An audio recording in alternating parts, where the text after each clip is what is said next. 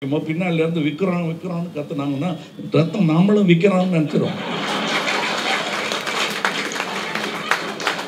அதனாலதான் அந்த சத்தத்தை இங்க போடாதீங்க, நான் பாத்துக்கிறேன், நான் வித்துக்கிறேன், அதை நாங்க வித்துக்கிறோம், இது வந்து தானம் ஐயா, இதை போய் விற்கிறேன்னு சொல்லாதீங்கன்னு அதான் கோபமா அதட்டினா. நம்ம ஒரு படத்துல இப்ப பிபிஐ அவர்கள் சொன்ன, மௌரியா அவர்கள் சொன்ன அந்த விஷயம் அதுல இருக்கும். யார் யார் ரத்தம் கொடுக்கலாம், யார் கொடுக்க முடியாது என்பதற்கு. அதில் கதாநாயகனுக்கு புற்றுநோய் வந்திருக்கும், அதனால மெதுவாக நழுவி போயிடுவார். அதை இன்னொருத்தங்க விமர்சிப்பாங்க, நீலாம் ஒரு ஆம்பளை இந்த மாதிரி ஒளிஞ்சு ஓடுறிய, மற்றவங்க கொடுக்கட்டும் ரத்தம், நீ கொடுக்க மாட்டியான்னு. கொடுக்க முடியாததுக்காக காரணத்தை சொல்லும்போது அது பெரிய மரியாதையாக காதலாக மாறிவிடும் என்பதை அந்த படத்தில் சொல்லியிருக்கோம். அந்த படத்துலையும் ட்ரக்ஸ் வந்துடும், ஜாக்கிரதையாக இருக்குங்கிற வார்னிங் நம்ம ஒரு படத்துலையும் இருக்கு. நான் என்னை நடிக்க விட்டீங்கன்னா நான் 300 கோடி சம்பாதிப்பேன் அப்படின்னா அவர் ஏதோ மாறு தட்டிக்கிறாருன்னு ஏதோ வந்துட்டு இருக்கு.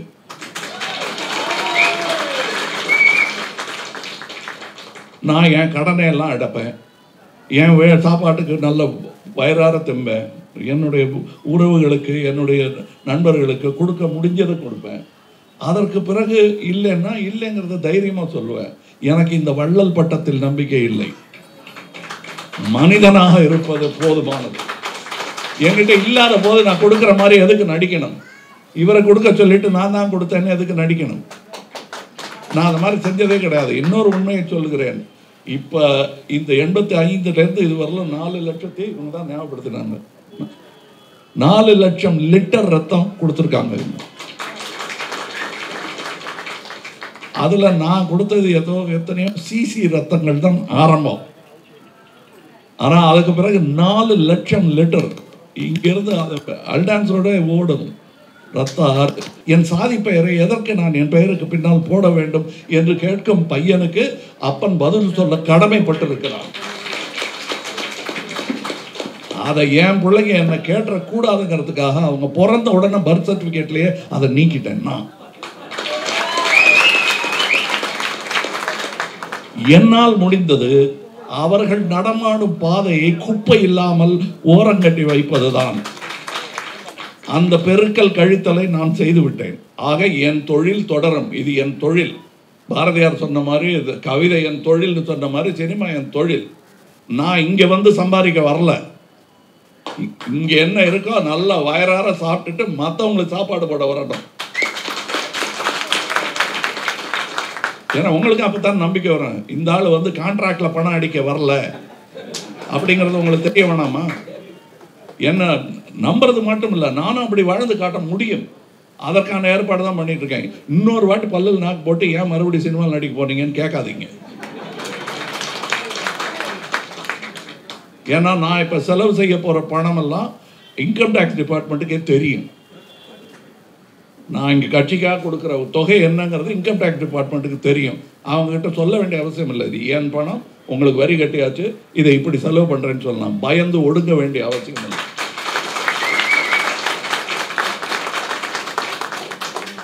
இனிமே என்னை மிரட்டணும்னா என் அரசியல் பேச்சுக்கள் ரொம்ப காரமா இருக்குங்கிறதுக்காக வேணா அவங்க மிரட்டி காட்டலாம், அதுவும் பண்ணியிருக்காங்க. உண்மையை சொன்னால் கோபம் வரும் அவர்களுக்கு, ஆனால் உண்மையை பேசுவதுதான் நியாயம் என்று சொல்லி வளர்க்கப்பட்டேன் இதே வீட்டில். அதுதான் கௌரவம், அப்படித்தான் நீ வாழணும் என்று சொல்லினவர்கள். நீங்க உட்கார்ந்து இருக்கிற இடத்துல தான் எங்க அப்பா தூங்குவாரு, இங்க கட்டில் போட்டு தூங்குவார். அவர் இன்டோர்ல தூங்கினதே கிடையாது. எப்போவாது ரொம்ப மழையும் புயலுமாக இருந்தால் தான் வீட்டுக்குள்ளே வருவார். எங்கள் வீட்டுக்கு வரும்பொழுது எங்கள் அப்பாவை பார்த்துட்டு ஐயா இருக்காங்களான்னு கேட்பாங்க. ஏன்னா வீட்டு வேலைக்கார மாதிரி படியில் உட்காந்து பேப்பரை படிச்சுக்கிட்டு இருப்பார். அங்கே எளிமை கற்றவர் நாம். எனக்கு அதுவும் தெரியும், எப்படி இவங்க கூட டாம்பிகமாக நெஞ்ச நிமிர்த்தி நிற்கிறதுங்கிறதும் தெரியும். ஏன்னா இவங்க அதுக்கு தான் பயப்படுவாங்க. காந்தியாரின் எளிமை இவர்களுக்கு புரியாது. அதனால் அங்கே என்ன காட்டணுமோ அதை காட்டுவேன். அதுக்கு ஒரு முகம், இதுக்கு ஒரு முகம் வச்சுருக்கேன். அந்த முகம் திரையில் காட்டுவேன். இப்போ நான் கேட்குறதெல்லாம், இப்போ நான் நடுவில் என் படத்து பேரை சொல்லி கத்தும்போது நான் அவங்க கோபமாக அதட்டினதுக்கு காரணம் என்னன்னா, நாங்கள் இந்த இரத்த தான முகாம் ஆரம்பித்ததற்கான காரணமே இங்கே ஜெனரல் ஆஸ்பத்திரிகளில், ஒரு ஆஸ்பத்திரியை சொல்ல, இரத்தத்தை வியாபாரமாக செய்து கொண்டிருந்தார்கள். அதை நாங்கள் ஆரம்பித்த போது பல பேர், அது யாருன்னு பேரெல்லாம் சொல்ல விரும்பலை, பெரிய பொறுப்பில் இருக்கிறவங்களாம் நீங்கள் எதுக்குங்க இதெல்லாம் போகிறீங்க, எதுக்கு எங்கள் வயத்தில் அடிக்கிறீங்க என்று கேட்டதெல்லாம் உண்டு. அதையெல்லாம் மாற்றி இது நாம் செய்ய வேண்டிய கடமை என்பதை என்னுடைய தம்பிகளுக்கு நான் கற்றுக் கொடுத்ததின் விளைவு அந்த 4 லட்சம் லிட்டர். அந்த 4 லட்சத்தை நம்ம மற்ற வியாபாரிகளிடம் விட்டுருந்தா இன்னைக்கு கோடிக்கணக்கில் அவங்க சம்பாதிச்சுட்டு மக்களை தவிக்க விட்டுருப்பாங்க. இன்னைக்கு அதை செஞ்சுருக்கோம். அதனால் எது வியாபாரம், எது நமது கடமை என்பதை புரிந்து கொள்ள வேண்டும். அரசியல் வியாபாரம் அல்ல. அதை அப்படித்தான் செஞ்சுட்டு இருக்காங்க. அதில் ஏன் ஒரு அப்படியே இதோட கலக்க மாட்டாங்கிற, நீரோட்டத்தில் கலக்க மாட்டாங்க. அது நீரோட்டம் இல்லை, அது சாக்கடை. அதில் கலக்க மாட்டாங்க. முடிஞ்சால் சுத்தம் பண்ணுவோம். நான் நீந்தி விளையாடுவதற்கு அன்பு இருக்கிறது. அதில் நீந்தி விளையாடு. இந்த சாக்கடையில் இறங்கி நான் நீந்த மாட்டேன். ஆனால் அதை இல்லாமல் பண்ணுறது தான் என்னுடைய வேலை. அதை தொடர்ந்து செய்வதற்கு நீங்கள் எல்லாம் உதவி பண்ணணும். இப்போ நான் உங்ககிட்ட சொல்கிறதெல்லாம் இப்போ காட்டும் இந்த ஒரு சினிமாவுக்கு காட்டுறா ஒரு ஒரு உற்சாகத்தை நீங்கள் உங்கள் கடமையில் காட்டுங்கள். நான் எனக்காக எதையும் செய்யுங்கன்னு சொல்ல, நமக்காக செய்யுங்கள் என்கிறேன். நமக்குன்னு சொல்லும்போது நாளைய தலைமுறைக்காக சொல்லுகிறேன். ஏன்னா நாம் இந்த படத்தில் சொல்கிறேன்னே, இது ஒரு அந்த அந்த திமிருங்கிறது ஒரு வர்ச்சு. நான் இப்படித்தான் வாழ்வேன், அப்படியெல்லாம் வாழ மாட்டேன் என்று சொல்லி தன்னுடைய வாழ்வை, அதுக்கு பேர் தான் ஒழுக்கம். நீங்கள் என்னவா வேணா இருக்கலாம். இப்போ என்னென்னமோ சொல்கிறாங்க, இப்படி இருக்கு அப்படி இருக்கு, ரத்த தானம் பண்ணுறீங்களா, அதனால என்ன பயன் அப்படின்னு கேட்குறவங்க யார்? சாராயம் பத்துக்கிட்டு இருக்கிறவங்க. இதெல்லாம் நீங்கள் கேட்கவே முடியாது. நாங்கள் விற்க கூட இல்லை, கொடுக்கிறோம். எங்கே எப்படி எதனால நாசமாச்சோ அந்த ரத்தத்தை சுத்திகரிக்கும் ஒரு ஒரு டயாலிசிஸ் மெஷினாக நாங்கள் மாறிக்கொண்டிருக்கிறோம். இந்த அரசியல் கொஞ்சம் சுவாரஸ்யம் இல்லாமல் இருக்கலாம் உங்களுக்கு. ஏன்னா பட்டால் தட்டால்னு பேசுறது அது சினிமாவில் பேசிக்கிறேன். என்னை விட சிறப்பாக அவங்க பண்ணிட முடியாது. ஏன்னா எனக்கு தொழில்நுட்பம் இருக்கு, அவங்களுக்கு வெறும் மேடை தான் இருக்கு. இப்போ அவங்களே ஆசைப்பட்டு இங்கே வர ஆரம்பிச்சுட்டாங்க. ஏன்னா இது நல்ல தொழில்நுட்பம். எந்த மேடை கிடைத்தாலும் என்ன நான் பேசுவேன். காந்தி சும்மா வெறும் கூட்டத்தில் பேசிக்கிட்டு இருந்தவர் மைக்கு வச்சு பேசினார். அப்புறம் டெலகிராம் அடித்தார். சினிமா ஒன்றுக்கு தான் வரல, அவருக்கு இன்னும் பிடிபடலை. அதுக்குள்ளே காலம் முடிந்து விட்டது அவருக்கு. எனக்கு பிடித்த 2 தலைவர்களுக்கு சினிமா பிடிக்காது. அதுக்காக எனக்கு அவங்கள பிடிக்காமல் போகலை. நான் ஏன் சினிமாவை விட்டு கொடுக்கல. அவர்கள் கருத்தையும் எடுத்துக்கொண்டேன், அவர்கள் அறிவையும் எடுத்துக்கொண்டேன். இந்த புதிய அறிவியலும் அதற்காக பயன்படுத்திக் கொண்டிருக்கிறேன். உயிரே உறவே தமிழே. அதுக்கு முன்னாடி உதிரம்ங்கிற ஒரு வார்த்தையை சேர்த்தாலும் பொருந்தும். உயிர் உதிரத்தின் உயிரே உறவே தமிழே, உதிரத்தில் கலந்த தமிழ்.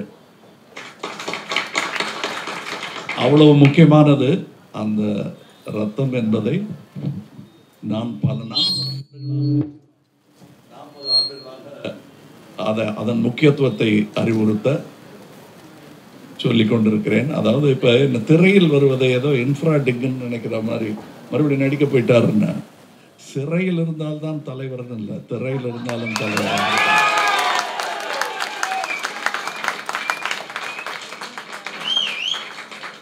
அப்படிப்பட்ட தலைவர்களை நாம் பார்த்திருக்கிறோம். காந்தியாருக்கு சினிமா பிடிக்காது, ஆனால் அவரை திரை மூலம் பார்த்தவர்கள் அதிகம். தண்டி யாத்திரையை திரை வழியாகத்தான் நான் பார்த்தேன். ஒரு தலைமுறை தாண்டி பார்த்தேன். இப்பொழுது இந்த படத்துடைய வெற்றியை கொண்டாடுவதற்காக நான் இங்கே வரவில்லை. அது எனக்கு கிடைத்த ஒரு படிக்கட்டு. ஏற வேண்டிய மலை பெரிய மலை, அதில் நான் கொஞ்சம் கொஞ்சமாக அடுக்கிக்கிட்டு வரேன்.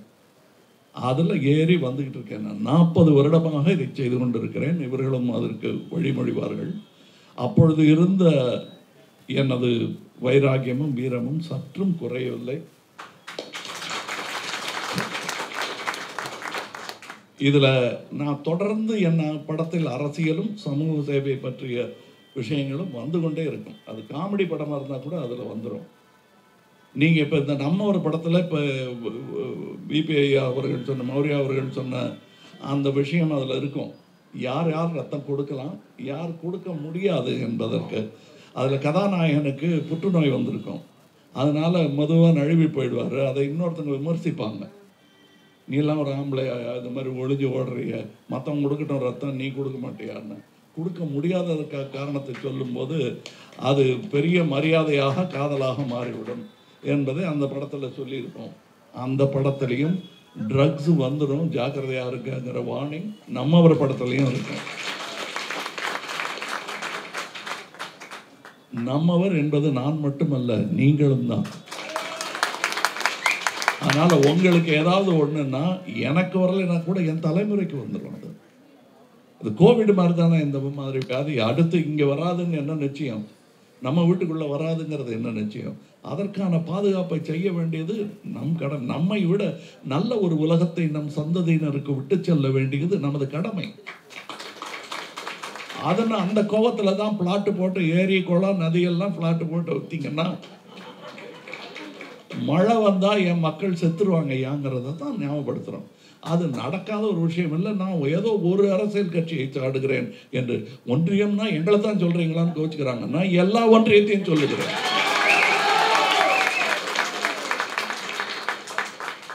ஐயா, தலைமையில் ஒரு கட்சி வந்துட்டா சலாம் போடுறதுக்கு இது மொனார்கி கிடையாது, அரசாட்சி கிடையாது, இது மக்களாட்சி. அதில் கேள்விகள் கேட்கப்படும். இவன் பிள்ளையே எதுக்குப்பா நான் இதை செய்யணும்னு கேட்குறான் இல்லையா, மகளே கேட்குறா இல்லையா, அதற்கு நாம் பதில் சொல்லி தானே ஆகணும். ஏன் இப்படி எனக்கு ஏன் இந்த பெயர் வைத்தீர்கள், அந்த பெயரை ஏன் வைக்கக்கூடாது, என் சாதி பெயரை எதற்கு நான் என் பெயருக்கு பின்னால் போட வேண்டும் என்று கேட்கும் பையனுக்கு அப்பன் பதில் சொல்ல கடமைப்பட்டிருக்கிறான். அதை என் பிள்ளைங்க என்னை கேட்டக்கூடாதுங்கிறதுக்காக அவங்க பிறந்த உடனே பர்த் சர்டிஃபிகேட்லேயே அதை நீக்கிட்டேன்னா என்னால் முடிந்தது அவர்கள் நடமாடும் பாதையை குப்பை இல்லாமல் ஓரங்கட்டி வைப்பதுதான். அந்த பெருக்கல் கழித்தலை நான் செய்து விட்டேன். அதை எல்லோரும் செய்யணும். இந்த மாதிரியான விஷயங்கள், இந்த ரத்தம் கொடுத்து உதவும் போது சாதி மறந்துடும், மதம் மறந்துடும், நீங்க என்ன கடவுள் நான் என்ன கடவுள் கும்புறேங்கிறதெல்லாம் மறந்துடும். அண்ணன் தம்பிங்கிற உறவு வலுக்கும். அப்படி வலுத்தா தான். ஏன்னா நம்மளாம் என்ன காட்டு மிராண்டிகளாக இருந்தோம், ஒருவரை ஒருவர் அடித்து தின்று கொண்டிருந்தோம். அதை பார்க்கும்போது ஒரு மனிதன் போகிறான் என்று பார்க்காம சாப்பாடு போகுதுன்னு பார்த்துக்கிட்டு இருந்தவங்க தான் நம்ம. இன்னைக்கு அதெல்லாம் மாறி ரத்த தானம் செய்ய வேண்டும், நம்ம உடம்புல இருந்து கொஞ்சத்தை எடுத்து அவனுக்கு கொடுக்கணுங்கிறது நம்ம எல்லாருமே ஒரு சிவி சக்கரவர்த்தியாக மாறலாம். அதற்கான ஒரு விஞ்ஞானத்தை நமக்கு அளித்திருக்கிறார்கள். அதை நம்ம பயன்படுத்திக்கணும்.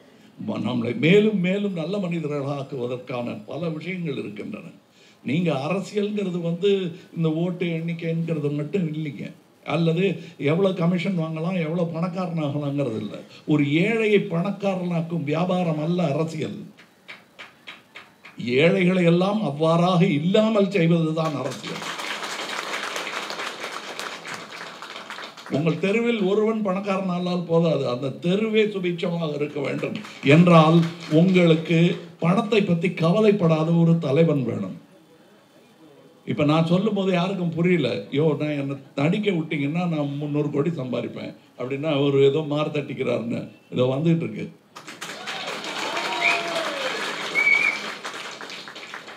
நான் என் கடனை எல்லாம் அடைப்பேன், என் சாப்பாட்டுக்கு நல்ல வயிறார திம்பேன், என்னுடைய உறவுகளுக்கு என்னுடைய நண்பர்களுக்கு கொடுக்க முடிஞ்சதை கொடுப்பேன்.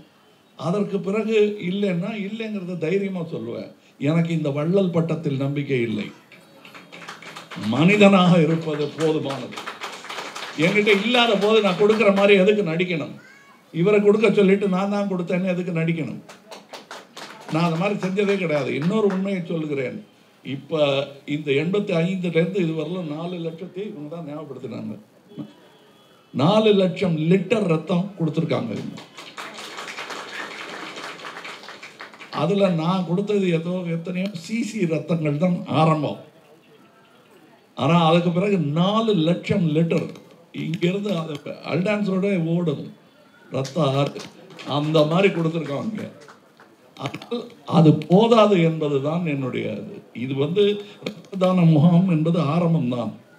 உங்களுக்கெல்லாம் ஞாபகம் இருக்கலாம், ஆரம்ப கல்வியை நாம் கையில் எடுத்துக்கொண்டால் என்ன அரசு செய்கிறது, அதை கை விட்டாங்க அப்போ ரொம்ப கேவலமாக.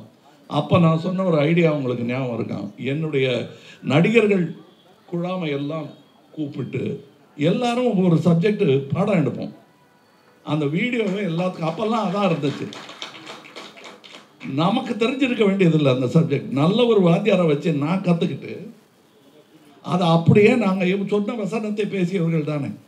கலைஞர் எழுதிய வசனத்தை எம்ஜிஆரும் பேசியிருக்காரு, சிவாஜியும் பேசியிருக்காரு, கண்ணதாசன் அவர்கள் பாடல்கள், வாலி பாடல்கள் எல்லாம் தலைவர்கள் பாடியிருக்கிறாங்க. அந்த மாதிரி நம்ம செஞ்சால் என்ன, மக்களுக்கு போய் சேரணும் அவ்வளோதானே என்று நான் சொன்னது இன்றும் பொருந்தும். அவங்களுக்கு நாங்கள் மாத்திரம் டைம் ஒதுக்கினா போதும். இந்த ரத்தம் தானத்துக்கு நிகரானது அது. அதை நான் செஞ்சால் ஒரு ஆனாவை வந்து ஸ்னேகனும் சொல்லலாம், வைரமுத்துவும் சொல்லலாம், இன்னொரு கவிஞரும் சொல்லலாம். நாங்கள்லாம் எடுத்து சொல்லிட்டு இருந்தால் அவங்க யாரை பிடிச்சிருக்கோ அவங்கக்கிட்ட இருந்து தமிழை கற்றுக்கிட்டோம்.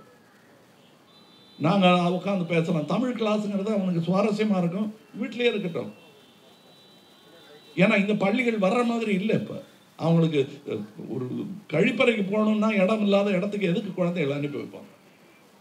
அவங்க வீட்டிலேயே சந்தவழியாக இருக்கட்டும், நம்ம போய் கொடுத்துட்டு வருவோம். அந்த இதையெல்லாம் செய்ய முடியும். இதுதான் எங்கள் அரசியல். நல்லா நடந்துட்டு இருக்கிறவனை காலை ஊடால விட்டு இடறி விடுறது அல்ல எங்கள் அரசியல். தடிக்க விழுந்தா தூசி தட்டிக்கிட்டு தடிக்க விட்டவனை கூட தள்ளி தூரமான இல்லையான்னு சொல்லிட்டு நாங்கள் எங்கள் பாதையில் போயிட்டு இருக்கோம். அதைத்தான் செய்ய வந்திருக்கிறோம். இந்த அரசியல் கொஞ்சம் சுவாரஸ்யம் இல்லாமல் இருக்கலாம் உங்களுக்கு. ஏன்னா பட்டால் தட்டால்னு பேசுறது அது சினிமாவில் பேசிக்கிறேன். என்னை விட சிறப்பாக அவங்க பண்ணிட முடியாது. ஏன்னா எனக்கு தொழில்நுட்பம் இருக்கு, அவங்களுக்கு வெறும் மேடை தான் இருக்கு. இப்போ அவங்களே ஆசைப்பட்டு இங்கே வர ஆரம்பிச்சுட்டாங்க. ஏன்னா இது நல்ல தொழில்நுட்பம். எந்த மேடை கிடைத்தாலும் என்ன நான் பேசுவேன். காந்தி சும்மா வெறும் கூட்டத்தில் பேசிக்கிட்டு இருந்தவர் மைக் வச்சு பேசினாரு. அப்புறம் டெலகிராம் அடித்தார். சினிமா ஒன்றுக்கு தான் வரல, அவருக்கு இன்னும் பிடிபடலை. அதுக்குள்ளே காலம் முடிந்து விட்டது அவருக்கு. எனக்கு பிடித்த 2 தலைவர்களுக்கு சினிமா பிடிக்காது. அதுக்காக எனக்கு அவங்கள பிடிக்காமல் போகலை. நான் ஏன் சினிமாவை விட்டு கொடுக்கல. அவர்கள் கருத்தையும் எடுத்துக்கொண்டேன், அவர்கள் அறிவையும் எடுத்துக்கொண்டேன். இந்த புதிய அறிவியலும் அதற்காக பயன்படுத்தி கொண்டிருக்கிறேன். இப்போ நான் தொலைக்காட்சிக்கு போகிற போது என்னதுக்கு சின்னத்திரைக்கு போகிறீங்க அப்படின்னாங்க. நீங்கள் வந்து குடிசைக்குள்ளே ஏன் போகிறீங்கன்னு கேட்குற மாதிரி. குடிசைக்குள்ளே போனால் தான் கோபுரத்தில் வாழ முடியும். அதனால் எனக்கு தொலைக்காட்சியில் போனது அடுத்த பலமாகத்தான் எனக்கு தெரிகிறது, அடுத்த கட்டமாக எனக்கு தெரிகிறது. நான் தான் சொன்னேன், ரிஸ்ட் வாட்சில் படம் காட்டி அதனால் மக்களுக்கு செய்தி போகும்னா நான் அங்கேயும் வேலை செய்வேன்னு சொன்னேன். ஆக என் தொழில் தொடரும். இது என் தொழில். பாரதியார் சொன்ன மாதிரி கவிதை என் தொழில்னு சொன்ன மாதிரி சினிமா என் தொழில். நான் இங்கே வந்து சம்பாதிக்க வரல. இங்கே என்ன இருக்கோ நல்லா வயறார சாப்பிட்டுட்டு மற்றவங்களுக்கு சாப்பாடு போட வரணும். ஏன்னா உங்களுக்கு அப்போத்தான் நம்பிக்கை வரும். இந்த ஆள் வந்து கான்ட்ராக்டில் பணம் அடிக்க வரல அப்படிங்கிறது உங்களுக்கு தெரிய வேணாமா? என்ன நம்புறது மட்டும் இல்லை, நானும் அப்படி வாழ்ந்து காட்ட முடியும். அதற்கான ஏற்பாடு தான் பண்ணிட்டு இருக்கேன். இன்னொரு வாட்டி பல்லில் நாக்கு போட்டு ஏன் மறுபடியும் சினிமாவில் நடிக்க போறீங்கன்னு கேட்காதீங்க. ஏன்னா நான் இப்போ செலவு செய்ய போகிற பணமெல்லாம் இன்கம் டேக்ஸ் டிபார்ட்மெண்ட்டுக்கே தெரியும். நான் இங்கே கட்சிக்காக கொடுக்குற தொகை என்னங்கிறது இன்கம் டேக்ஸ் டிபார்ட்மெண்ட்டுக்கு தெரியும். அவங்ககிட்ட சொல்ல வேண்டிய அவசியம் இல்லை. இது ஏன் பணம், உங்களுக்கு வரி கட்டியாச்சு, இதை இப்படி செலவு பண்ணுறேன்னு சொல்லலாம். பயந்து ஒடுங்க வேண்டிய அவசியம் இல்லை.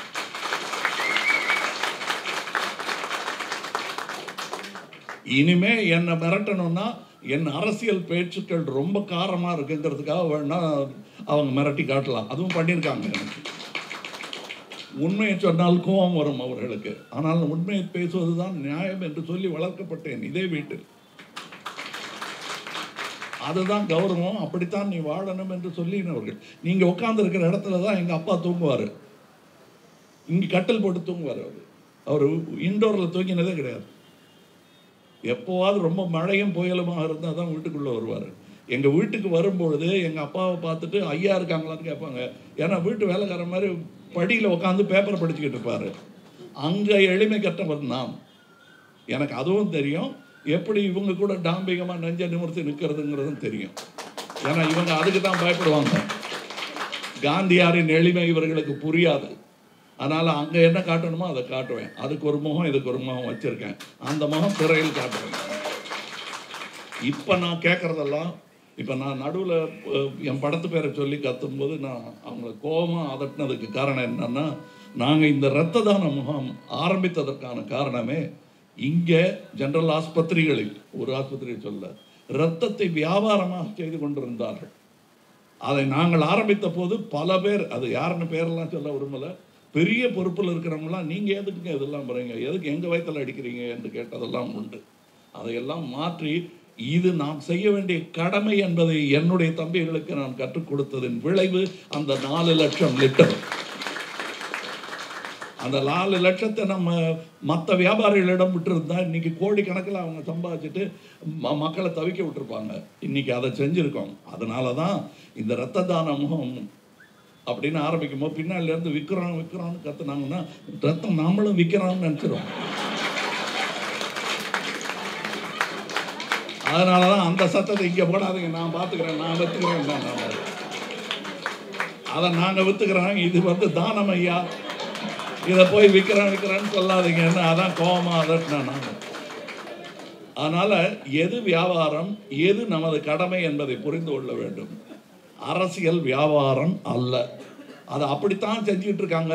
அதில் ஏன் ஒரு அப்படியே இதோட கலக்க மாட்டாங்கிற, நீரோட்டத்தில் கலக்க மாட்டாங்க. அது நீரோட்டம் இல்லை, அது சாக்கடை.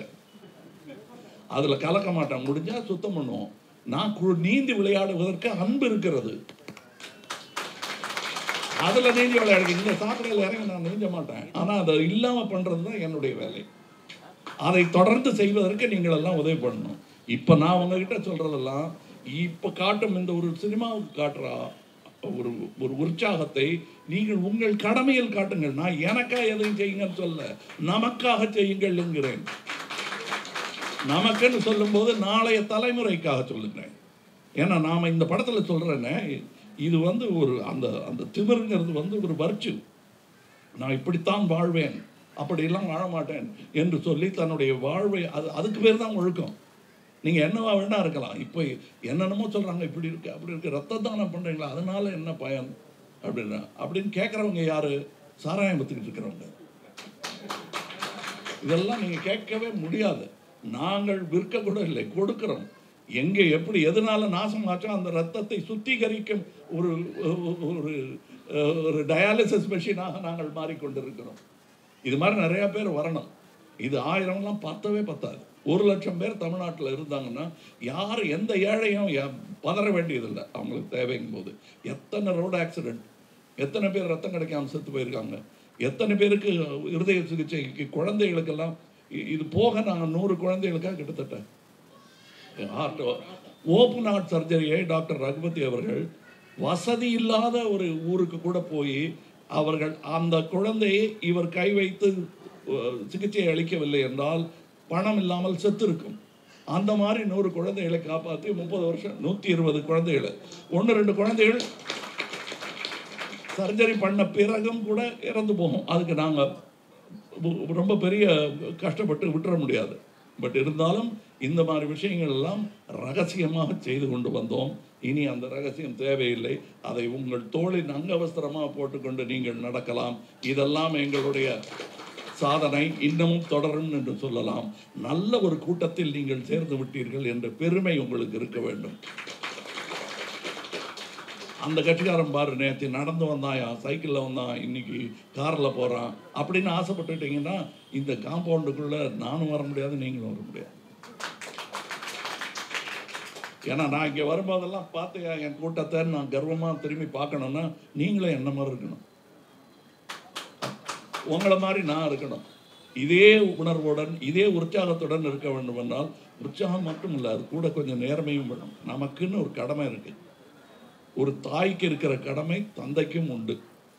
அது எனக்கு குழந்தையே இல்லையா அப்படின்னா உனக்கும் கடமை உண்டு.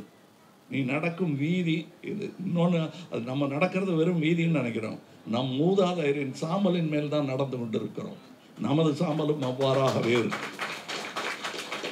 அந்த பக்தி உங்களுக்கு நீங்கள் நடக்கும் சாலையின் மீது இருந்தால் இந்த மாதிரி குப்பையை போட்டு துப்பிட்டு இருக்க மாட்டேங்க. அதில் அது உங்கள் அப்பாவுடைய சாம்பல் இருக்கிற இடம்னு நினச்சிங்கன்னா துப்புவீங்களா? அப்படி சிறுநீர் கழிப்பீர்களாங்க?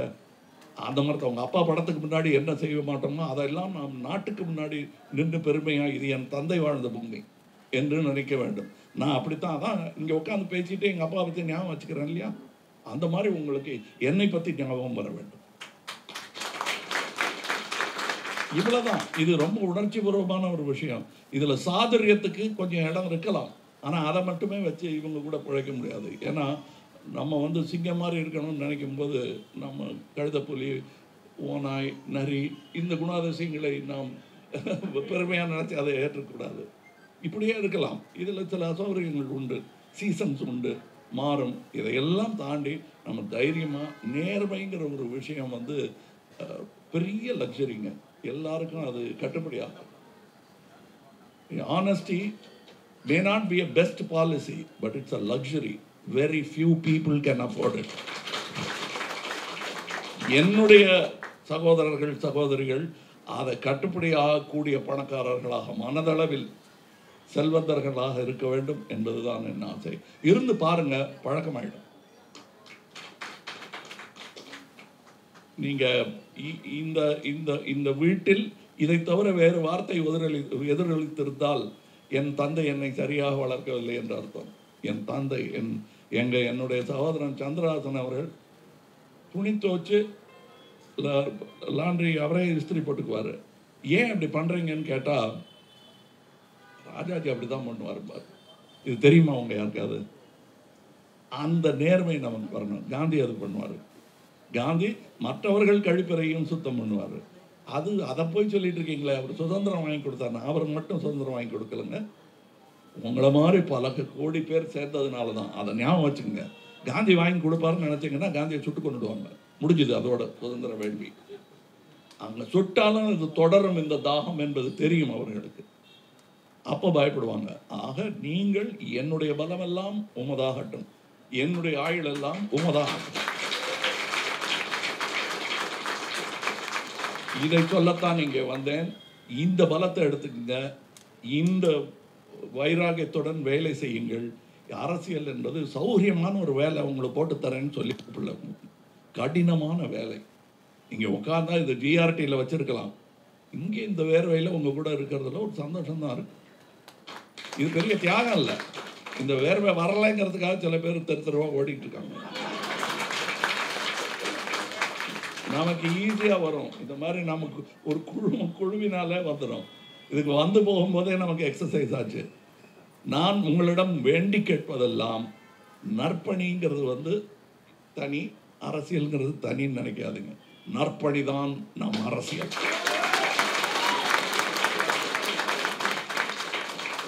அது புரிஞ்சிட்டுனா நமக்கு போட்டியே இல்லை என்பது உங்களுக்கு புரியும். அவர்களுக்கு அது வியாபாரம், நமக்கு இது கடமை. ரெண்டுக்கும் வித்தியாசம் இருக்கு. புரிஞ்சுக்குங்க. வாழ்த்துக்கள். வணக்கம்.